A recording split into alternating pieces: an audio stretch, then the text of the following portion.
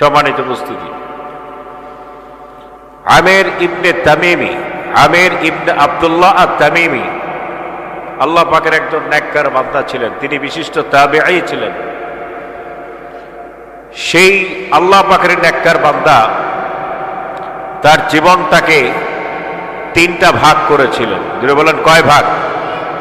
জোরে বলতে হবে কয় ভাগ? আমার গলাটা ভাঙ্গা, আমি মাহফিল করে গলা ভেঙে গেছে। আমার কথা কি বুঝতে আপনাদের কষ্ট হচ্ছে? বুঝেন তো আমার কথা? আমির ইবনে আব্দুল্লাহ আত-তামিমি ওনার জীবনটাকে কয় ভাগ করেছিলেন?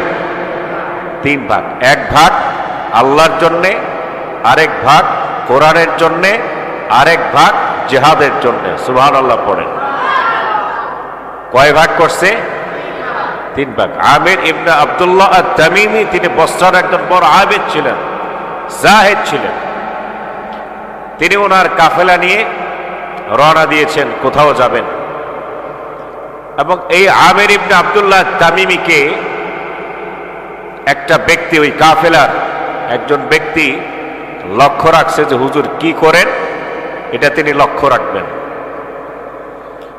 কাফেলা যাচ্ছে, কোনো এক জায়গায় কাফেলার যাত্রা বিরতি করছে। আমির ইবনে আব্দুল্লাহ তামিমি তার ঘোড়াটাকে সাথে করে নিয়ে জঙ্গলে ঢুকে গেলেন।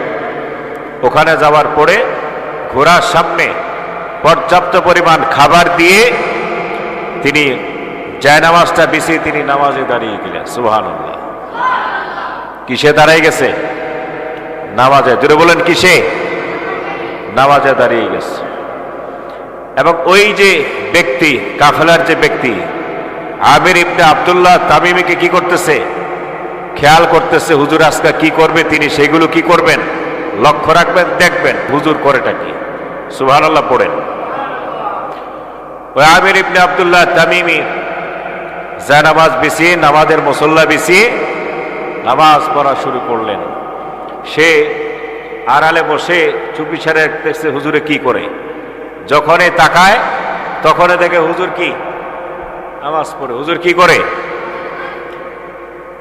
সন্ধ্যা থেকে ফজরের নামাজ পর্যন্ত সে বসে বসে দেখতেছে, ঘুমাচ্ছে, উঠতেছে। যখনই দেখে তখনই দেখে হুজুর কি করে নামাজ পড়ে। হুজুর কি করে?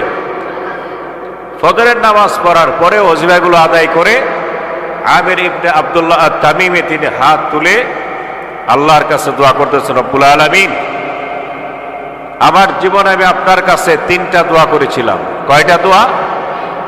তিনটা দোয়া আমি করেছি। তিনটা দোয়ার মধ্যে